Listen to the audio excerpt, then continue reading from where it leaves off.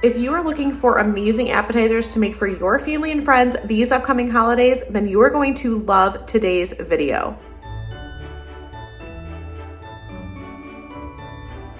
This week's video is in collaboration with Kirsty from Kirsty Pickens, so make sure that you check out her channel. She has wonderful content, and I know that she's going to have some more amazing appetizer recipes for you this week. The first appetizer is for this spicy Feta Dip, and we have a Greek restaurant in town that makes this, and it is absolutely amazing. I knew I wanted to recreate it, and this recipe is so close. So I'm just going to start out by putting some feta cheese into my mini food processor here. I love this tool. I've shared it on my channel before, but it does so many different things, and I love to use it for things like this so I don't have to get out my whole food processor. And then you want to add in some roasted red peppers, and then a couple cloves of garlic and a little bit of olive oil and some red pepper flake to taste. I just started out with a little bit, and then you can always add more. Then I do just a touch of salt. The feta is very salty on its own, and then some black pepper. And then you're just going to pulse this until it is smooth. You can leave it as smooth or chunky as you want. I wish that I would have left it a little bit chunkier because I like the chunkier texture, but I just went ahead and added a little bit more feta at the end to give that texture to me. But again, you can make it as smooth or as chunky as you like. And then you can also add more olive oil if needed to help smooth it out. And then this is perfect served with some pita chips or some pita bread toasted, some fresh veggies, whatever you like. It would be absolutely perfect. Continuing on with the Greek flavors, I made these spinach puffs, and oh my gosh, if you like spanakopita but you're not wanting to make it with the phyllo and go through the layering process, or you're intimidated by it, this is the perfect option for you. So I'm just going to start out by finely dicing about a third of an onion, and then we're going to saute this with some olive oil. And this is going to help add a lot of flavor to the dish. If you don't like onion, you could leave this out, but I love it, so it was perfect for us. You just want to heat the olive oil in a pan over your stove about medium-high heat, and you just want to let these onions soften. You don't need to caramelize them or let them get too brown, but I did let mine get a little bit brown because I love the extra flavor that it adds to the dish. But once those are cooked, you're just going to add in a few cloves of garlic that we're going to finely mince while the onions are cooking. So let me know in the comments down below, have you had spanakopita before? If so, do you like it? Is it something that you've made or maybe you're intimidated to make? I do think I'm going to share a recipe on my channel soon because we really do enjoy it. But like I said, this was a really quick and easy alternative, but it had complete similar taste to spanakopita. So I'm going to add in just a couple tablespoons of some softened cream cheese, and to that I'm going to add in an egg. And at first I was going to try to incorporate it with my spoon, but then I realized that my cream cheese was not softened enough. So I just went ahead and pulled out my hand mixer, and I'm just going to beat the two together until it is smooth. Once your cream cheese and egg is smooth, you're just going to add in those sauteed onions and garlic and just give that a good stir. And then I'm going to season it with some pepper and then just a touch of salt. This recipe also has feta, and so you don't want it to be too salty. And then you're going to just crumble your feta into the mixture. And then next up is your drained spinach. You want to make sure that you let this drain and you squeeze it dry. I squeeze mine out a couple of times. You want to get as much of that moisture out of the spinach as you can. And that was frozen spinach that I just thawed in my refrigerator. And then next up, we're going to prep our puff pastry. So I'm just going to flour my board lightly and then flour my rolling pin and just roll it out slightly. Now the puff pastry is already cut into thirds for you basically, or at least perforated into thirds. And so you just want to follow those lines, and then you're going to cut the opposite way into thirds as well, so that way you have 9 equal squares.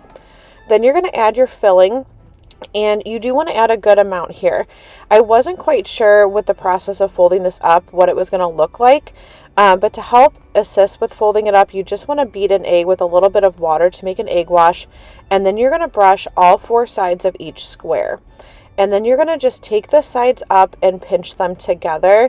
And you're going to see some of mine, I kind of pinched a different way just to test out. But this first square that I'm doing here, I think is the best method.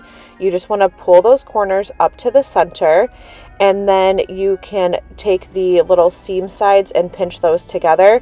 And I think it's best that some of that filling is showing. I did do some where I completely covered the filling. To me, presentation-wise, it wasn't as pretty, and the more filling, the better, in my opinion, because that filling is just absolutely amazing. Another thing that I love about this recipe is it's something that you can make ahead of time. I made the filling ahead of time, and then I just went ahead and assembled them right before I was ready to put them in the oven. For me, when I'm making holiday appetizers, if I can prep something ahead of time and have it ready to go, it is a win in my book. So all of these recipes are like that. You're just going to go ahead and put the puffs into a muffin tin, and then I brush them with some more egg wash. You do want to put them in your refrigerator for about 15 minutes before baking them, and then they're going to go into the oven at 400 degrees for about 25 minutes. Next up, we have garlic parmesan Brussels sprouts, and before you click off thinking Brussels sprouts are not a good appetizer, you are going to love these.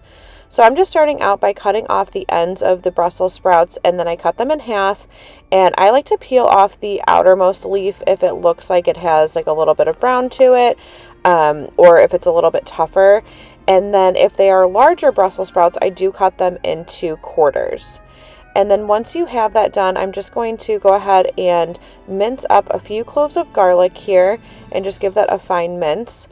Now, if you've never had Brussels sprouts roasted before, they're absolutely amazing. They get a great like nutty caramelized flavor to them.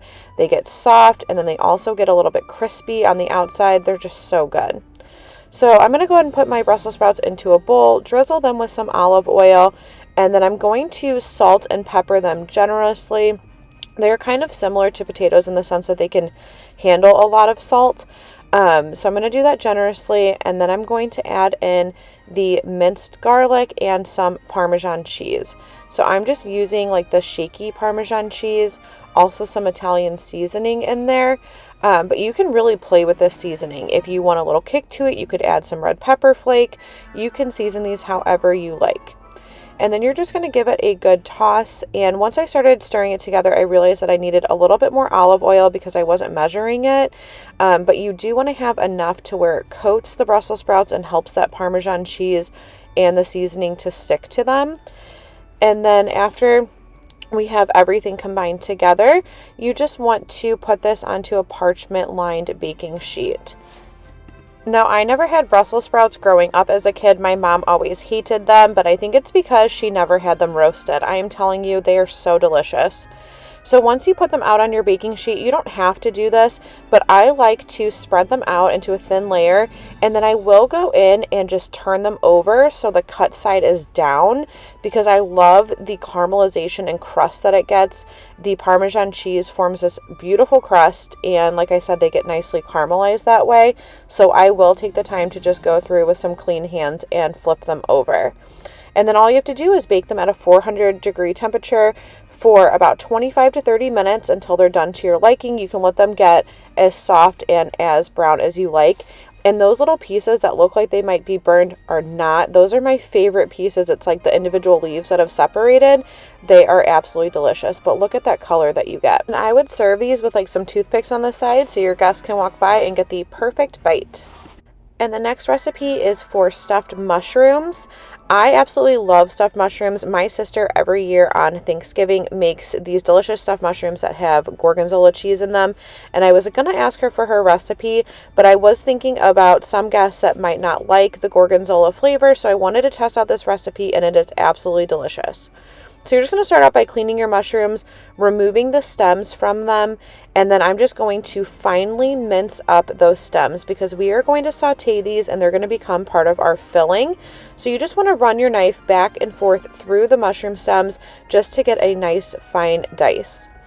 Then on the stove, I'm just going to melt about a tablespoon to 2 tablespoons of butter and then put the mushrooms in.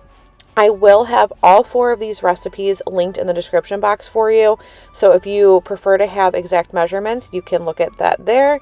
But you just want to saute these until they are softened, and I let mine get a little bit brown.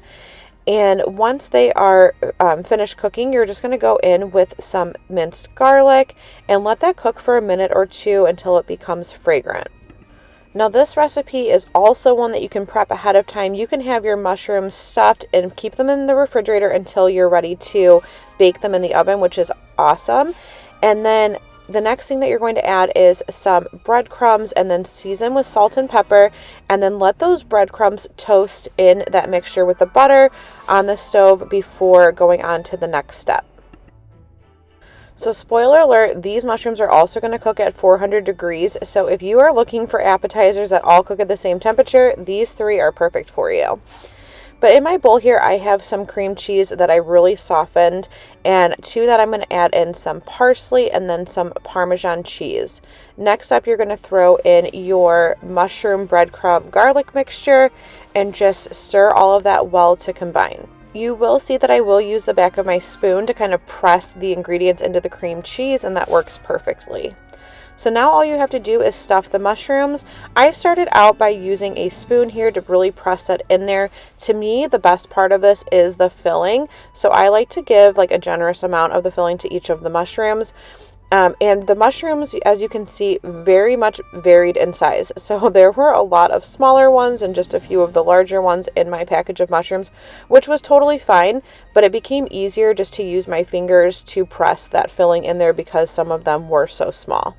You can also put these onto a baking sheet. I just put them into my 8-inch square pan, but whatever your preference is, you can do that. And then you're just going to top it with a little bit of Parmesan cheese.